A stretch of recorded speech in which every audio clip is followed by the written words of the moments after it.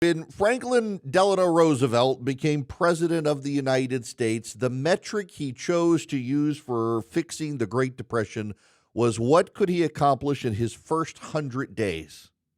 It has ever since become an arbitrary measure for the presidency of what has a president done in the first 100 days. It's a garbage metric. There's no reason for the metric. It is a media ploy, but everybody caters to it.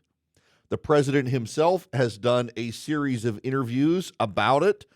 In fact, he sat down with Terry Moran on ABC News and jousted with Moran, including over tariffs. So your answer to the concern about the tariffs is everything's going to be hunky-dory?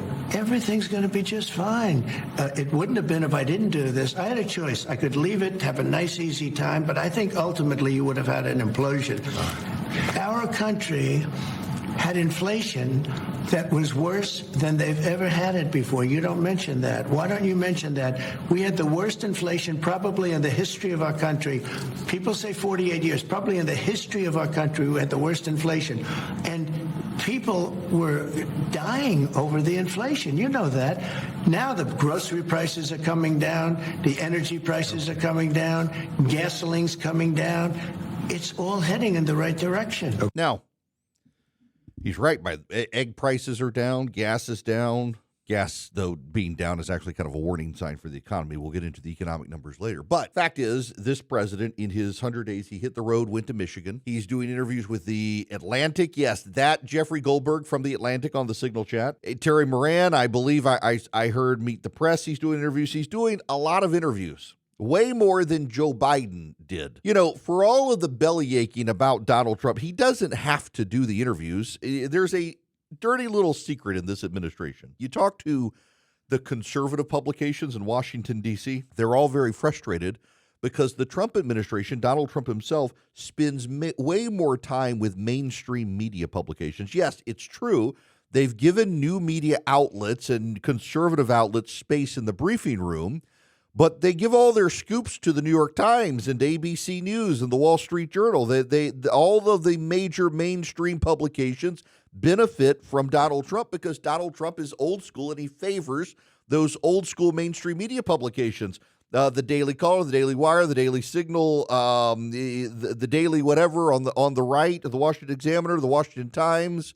The conservative outlets do not get the access to Donald Trump and senior officials that the non-conservative outlets do. It's true, whether you want to believe it or not, behind the scenes, many conservative groups bellyache about it, but there's something to this in that those mainstream media publications are the largest publications. They have the widest reach across the aisles, and Trump likes them. He actually likes the New York Times. Maggie Haberman doesn't want to do the Trump beat, but the New York Times won't get her off of it because Trump likes to talk to her. She's got great access. I'm always baffled by the people. You know, you can tell the followers, not the leaders. And this is going to insult some of you, but and I don't mean to be insulting, but the number of people like Donald Trump would never talk to Maggie Haberman.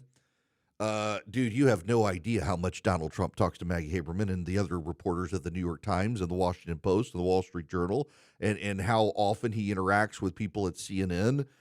You have no earthly idea. Donald Trump is an old school American who believes the mainstream media is where you go, and he talks to all of them.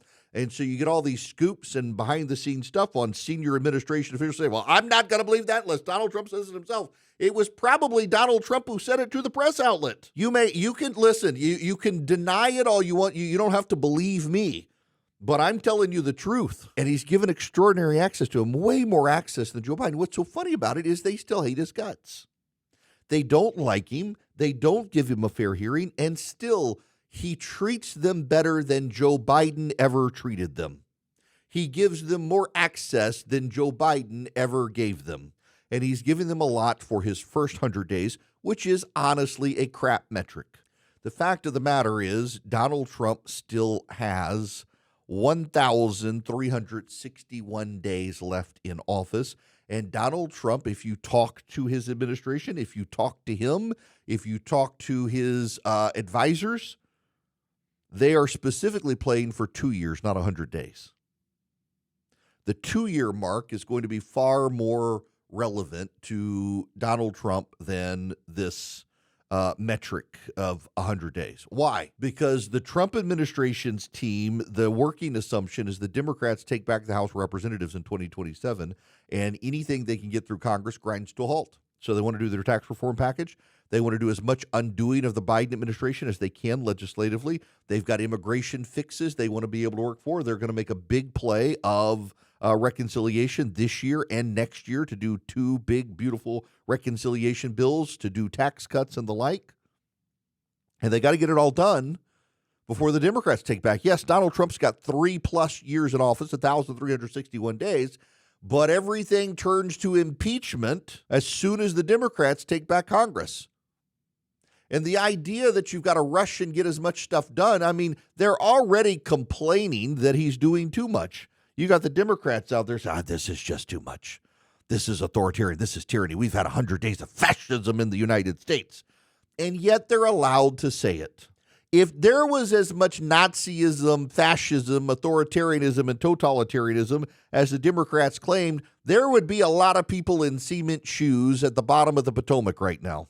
It's amazing the number of people who have the luxury of mouthing off on MSNBC that Donald Trump is the second coming of Hitler, and they show up the next day to say it all over again. If Donald Trump were the second coming of Hitler, the people would be disappeared. He would Pinochet them, fly them out in helicopters off the coast, and drop them off. And yet they continue.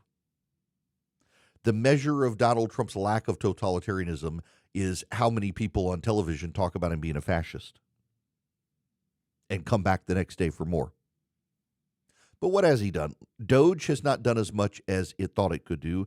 Elon Musk is now beginning his exit. Now, he's got to leave by July 4th. That was always in the cards because of his designation as a special government employee. As I've mentioned plenty of times, he's got to be gone by July 4th. You're not allowed to serve, I think, more than 180 days as a special government employee in a given calendar year, so he's got to leave. But he's learning it's far more complex to deal with government than big business. A CEO of a company can largely snap his fingers and order things because he is a dictator by and large. A government employee is not. Even the president is not. We're seeing judges stymie him and slow him down. They can't stop him altogether, but they can slow him down. Congress has to be involved. It turns out the waste, fraud, and abuse that they found is sizable, but not nearly as much as they thought. They were expecting it to be $1 trillion to $2 trillion. It's maybe a couple $100 billion. They are definitely finding bill payment systems that were automated that shouldn't have been, that have been spitting money out, and they're looking to call that money back. The Republicans in Congress, you should note, last night killed a rescission package. That's right. Have you heard this one? Anybody pointed this out? House Republicans joined with Democrats and killed legislation that would have rescinded a lot of the stuff Doge found. Chip Roy was raising the red flag about this last night. It was an I told you so moment. Several months ago, he made his Republican colleagues mad because when Elon Musk visited with them, Chip Roy says to him in front of a bunch of Republicans that your problem's going to be the men and women around me who say they love what you're doing but aren't going to vote to rescind anything you find. And sure enough, he was right. They didn't last night. So much for the Doge cuts. The president's done extraordinary work on the border. The border is functionally closed at this point. In fact, Maggie Haberman, who the president talks to, was on CNN with Anderson Cooper about this. What are his advisors, I guess, saying, or what are you hearing from people around him? There are a number of things that Trump has done that his advisors feel incredibly good about. And when you talk to them in private conversations, the main thing that they all point to is the near total sealing of the southern border. Right. And that is not a small thing. It is something that he has been talking about for many years. It is something he finally did. It happened to some extent during COVID. It is now basically closed. And that was a promise during the campaign. There are crackdowns on diversity initiatives across the government.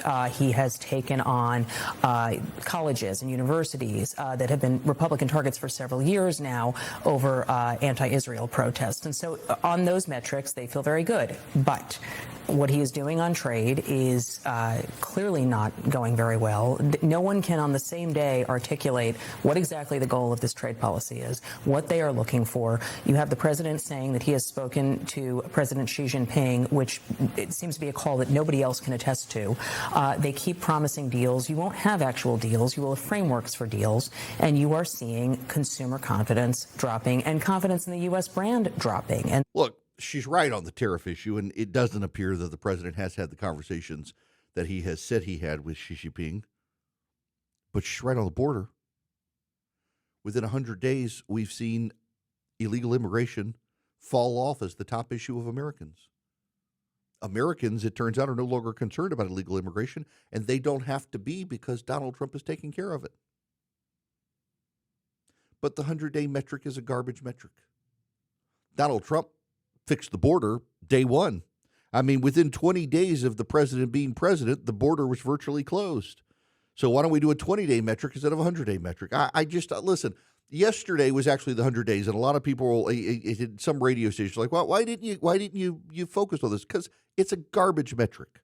It's always been a garbage metric. It was a metric picked by Franklin Delano Roosevelt during the Great Depression that everybody has embraced ever since then, but it's always been a garbage metric. Donald Trump's going to be there 1,361 more days. He's looking at the next year and a half before Democrats take back Congress as his measure of what he can get done, and he can only get done so much immediately when federal judges who are progressives are stymieing him, but these cases continue to work up to the Supreme Court and generally are going in his favor. I would say the fact he's given more access, been more exposed, done more interviews, and done more things than Joe Biden in his first 100 days makes the first 100 days successful. I mean, again, the fact that he's willing to do these interviews with media outlets that Joe Biden couldn't speak to because he wasn't coherent is a big sign that Donald Trump is comfortable and confident. Yeah, there are problems with tariffs. There certainly are. We'll get into the economic news here that's not good, all of these sorts of things. But by and large, Donald Trump's not playing to the press narrative of 100 days. He's playing to fundamentally transform the country, and thus far he's charting a good course on that.